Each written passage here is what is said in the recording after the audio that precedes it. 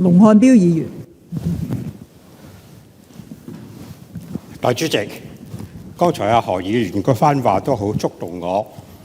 作為一個基督徒，我認為係所有嘅持份者嘅利益咧都應該被照顧嘅。咁而家言歸正傳啦，代理主席，喺呢個係保護海港條例啦，係1997年根據議員嘅私人條例草案制定，1999年就作出咗修訂，將涵蓋嘅範圍由中央海港擴大至整個維多利亞港。條例就相當簡單嘅，只有4項條文，為咗保護維港海岸線資源，限制填海發展，設定一個不准許進行海港填海工程嘅推定。保護海港條例就並冇具體執行細節，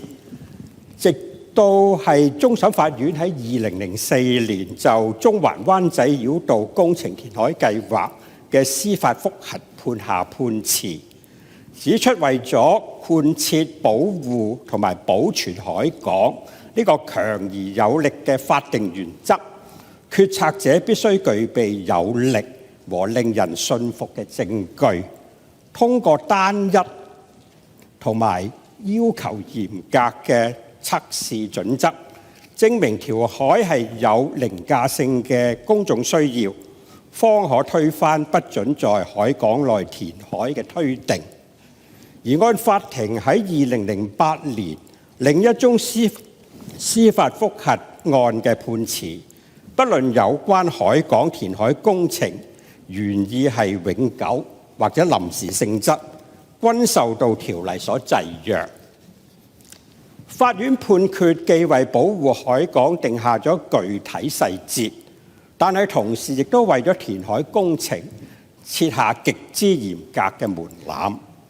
由於不准填海推定一刀切咁樣適用於所有嘅海港工程，即使工程能夠令到維港兩岸海濱有更好嘅設施，令市民和旅客有更愉快嘅體驗，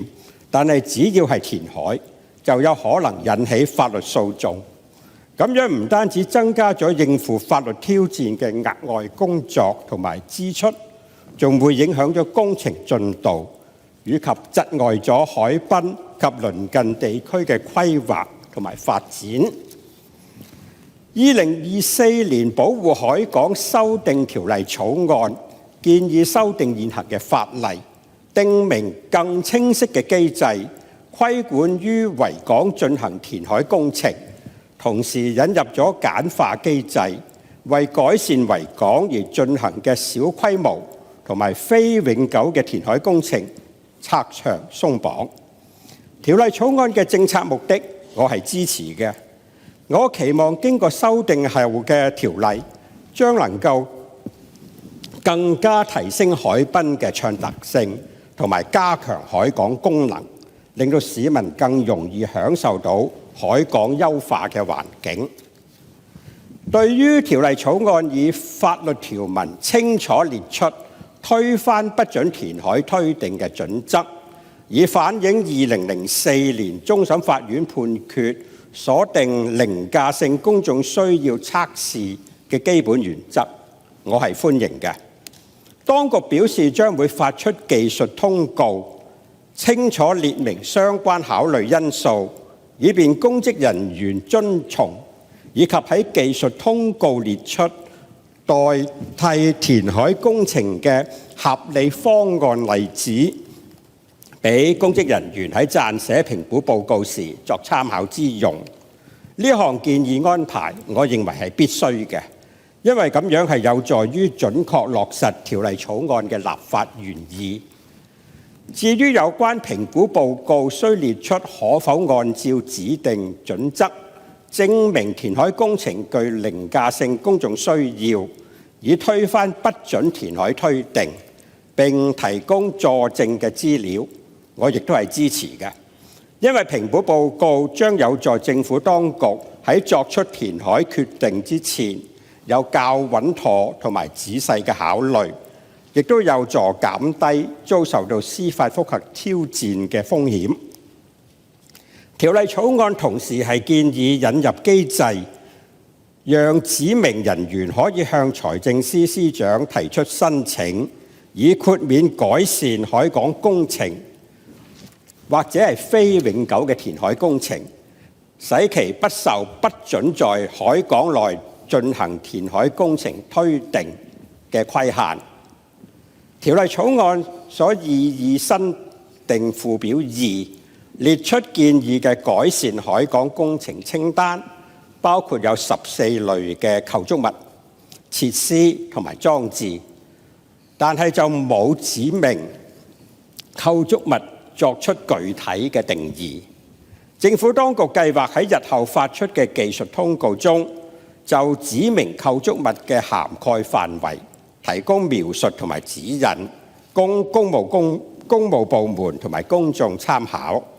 我理解到當局唔喺條文中作出具體定義，係希望能夠更靈活咁樣回應將來日新月異嘅科技同埋工程發展嘅技術。但係我亦都關注到隨之而嚟會唔會出現咗搬龍門嘅情況呢？所以我促請政府當局喺制定作為部門行政指引嘅技術通告嘅時候，要加倍謹慎，而喺落實執行嘅時候，亦都需要與立法原意保持一致。條例草案建議賦權財政司司長可以就非永久填海工程指明一段唔超過7年嘅准許施工期。如果有充分理據支持，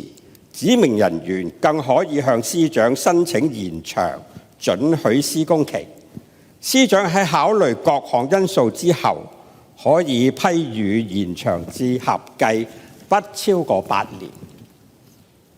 我促請當局必須加強對非永久填海工程進度嘅監督，以防各項工程都用盡咗呢8年嘅施工期，以尊重廣大市民對海港得以盡早恢復原貌嘅意願。主席，雖然政府已經表明修訂法例唔係為咗填海造地作房屋、商業或者工業嘅發展，但係為咗釋除疑慮，我促請當局喺推展海濱各項優化工程嘅時候，要提速提效，用成果去證明條例草案確實係做到利港惠民。代理主席，我謹此陳辭，支持通過條例草案同埋當局擬議提出嘅修正案。